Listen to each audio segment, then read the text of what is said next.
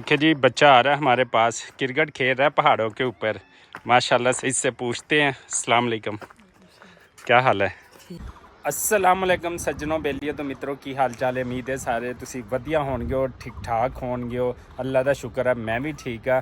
तो असी जी कैंपिंग वाली चीज़ वो भी दिखावांगे। तो इस टाइम असी मरी विच मौजूद है, जिथे तुहानू असी खतरनाक कुछ रातां भी दिखावांगे अपने नाल। तो इस टाइम ईवनिंग का टाइम है, मरी मौजूद हैगा। तो जनाब मैं बिल्कुल उत्ते बुलंदी ते खड़ा हैगा। तो तुसी देख सकते हो कि गहराई च जेड़े जिथे घर ने, ए वेखो एक बकरी भी बैठी हुई है पत्थर के उत्ते मज़े नाल। ते बकरी वेखो किन्ना उच्चे पत्थर के उत्ते बैठी हुई है। तो नीचे जेड़े ने सारे जनाबे वाला तुहानू घर जेड़े ना वो मौजूद आंदे पे ने। ते थल्ले गाँव की की रूटीन है, किवें लोग रहिंदे ने, पहाड़ी इलाकों के रहने वाले लोग किवें सरवाइव करते हैं। तुसी मैदानी इलाकों के तो गाँव देखते हो, ज़रा पहाड़ी इलाकों के भी गाँव देखो। ये जिथे तक जनाबे आला अगर मैं क्लोज करके दिखावा, देखो सारे गहराई दे विच खाई दे विच इन्हां दे घर ने जनाबे आला। तो मैं बहुत इत्थे जड़ा ना बुलंदी ते खड़ा, मैं क्लोज जो करदा तुहानू घर ही घर वो चोटियां दे उत्ते दूर दूर तक नज़र आते हैं। तो मैं आ देख लो मेरी ऊंचाई जड़ी है वो कित्थे हैगी है, तो उन्हां दे घर जड़े कित्थे हैगे ने। तो यह सीढ़ियाँ जांदियां ने थल्ले तिकर, तो असी तुहानू दिखाने। वो देखो उत्तों मैं आया हैगा चल के, तो नीचे मैं जड़ा हैगा वो जाना हैगा।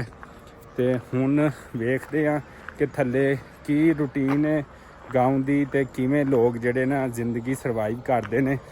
तो साढ़े इलाके के रहने वाले कहते हैं कि इत्थे जिंदगी जड़ी है ना बहुत तंग हैगी है, तो बड़ा रहना मुश्किल है। स्टैप जाते पे ने थल्ले, ए वेखो।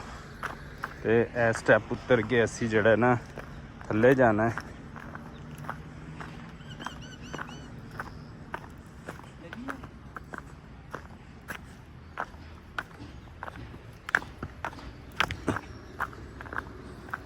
इत्थे थल्ले जड़ी है नवी रोड बनती पई है। वेखो एवें मरी दे विच इंज दियां तोड़ा जड़ियां रोडां ने बनदियां ने, पत्थर वगैरह तोड़ तोड़ के ना। देखो इत्थों पत्थर तोड़िया होया ते इत्थे रोड कढ़दे पए ने।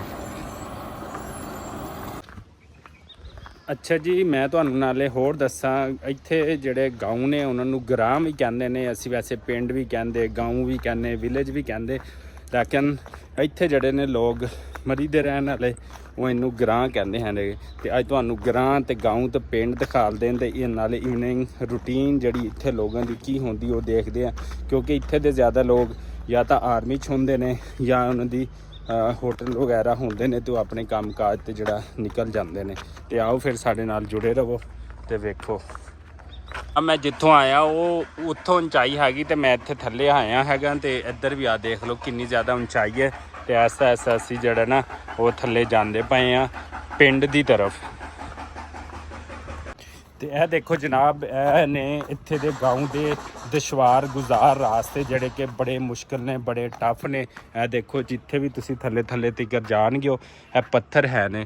तो यह देखो इत्थे दी इत्थे दा जड़ा माल मवेशी है सिर्फ सारा दिन चारा खांदा है, तो शाम नू पत्थरां ते जड़ा ना अपनी ज़िंदगी गुजारते हैगे ने। तो यह वेख सकते हो सारा तोड़ो तो बड़ा दुशवार रास्ता है। सानू भी इत्थे जान तो जड़ा ना मुश्किल होंदी पई है, लेकिन क्योंकि असी फिट हैगे हाँ, असी पहाड़ों के थल्ले उतर जड़ा ना चढ़ना असी बर्दाश्त कर सकते, असी इत्थों स्लिप नहीं हो सकते। तो जड़ा इत्थों स्लिप होएगा, आ देखो इत्थों जड़ा स्लिप होएगा तो सीधा जड़ा थल्ले ही जाएगा बस। अच्छा जनाब, एक गल होर तुहानू दसना चाहुंदा, शेयर करना चाहना। इत्थे दी जदों लैंड स्लाइडिंग होंदी है ना, तो यह वड्डे वड्डे पत्थर जड़े ना उत्तों आंदे ने। तो यह पत्थर जड़े फिर घरां दे उत्ते आके डिगदे ने, ते इहदी वजह तो घरां दा जड़ा नुकसान होण दा जड़ा ना बहुत खतरा हुंदा है। लैंड स्लाइडिंग उत्तों होंदी है, तो वड्डे वड्डे पत्थर जड़े है ना वो आन के जड़ा ना जदों घर दे उत्ते डिगदे आ, ते फिर बड़ा जड़ा मसला मसाइल होंदा वा। तो मैं यकीन करो कि बड़ा गहराई दे विच आ चुकिया वां, ते हाले तिकर भी जड़ा मैं आखिरी पिंड तिकर जड़ा नहीं पहुंचिया। आखिरी पिंड ओ थल्ले जाके आ, ये वेखो। मैं सिर्फ नज़र आंदा पिया, ते आ माल मवेशी जड़ा ना वो नज़र आंदे पे ने बस। अच्छा जी, मैं काफ़ी गहराई च आ चुकिया तो फिर भी ਜਿਹੜਾ ਹਾਲੇ ਮੇਰਾ ਆਖਰੀ गाँव ਜਿਹੜਾ नहीं ਆਇਆ ਹੈਗਾ ਤੇ ਇੱਥੇ ਮਰੀ ਦੇ ਕਬਰਿਸਤਾਨ ਨੇ ਮਾਸ਼ਾਅੱਲਾ। ਇਹ ਦੇਖੋ ਇਹ ਛੋਟੇ ਛੋਟੇ ਨੇ ਕਿਉਂਕਿ ਜਿੱਥੇ ਜਿੱਥੇ ਜਿਨ੍ਹਾਂ ਨੂੰ ਥੋੜੀ ਥੋੜੀ ਜਗ੍ਹਾ ਲੱਗਦੀ ਹੈ ਮੈਦਾਨਾਂ ਇਲਾਕਿਆਂ ਤੋਂ ਬਹੁਤ ਬਹੁਤ ਵੱਡੇ ਹੁੰਦੇ ਨੇ, ਇਹਨਾਂ ਨੂੰ ਥੋੜੀ ਜਗ੍ਹਾ ਲੱਭਦੀ ਹੈ, ਚੰਦ ਇੱਕ ਕਬਰਾਂ ਨੇ ਬਸ। ਤੇ ਜਿੱਥੇ ਉਹਨੇ बच्चे दो नज़र आ रहे हैं। अस्सलाम वालेकुम। इतना नीचे आया हूँ बस, मुझे अभी दो बच्चे मिले हैं, इनसे मिलते हैं। अस्सलाम वालेकुम। क्या हाल है बच्चों? ठीक है। अस्सलाम वालेकुम। क्या हाल है? ठीक हो? अच्छा जी, गांव के दो सिर्फ बच्चे मिले हैं, वो भी अपनी बकरियों को वो देखने आए थे और वो नीचे जा रहे हैं अपनी बकरियों को लेके। और बेटा ठीक हो? इधर ही रहते हो? अच्छा, आप किधर रहते हो?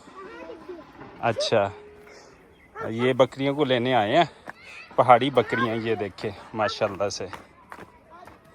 देखिए जी, बच्चा आ रहा है हमारे पास, क्रिकेट खेल रहा है पहाड़ों के ऊपर माशाल्लाह से। इससे पूछते हैं। अस्सलाम वालेकुम। क्या हाल है? ठीक हो? अच्छा यार, कैसे रहते हो इधर जंगल के अंदर और पहाड़ और पत्थर?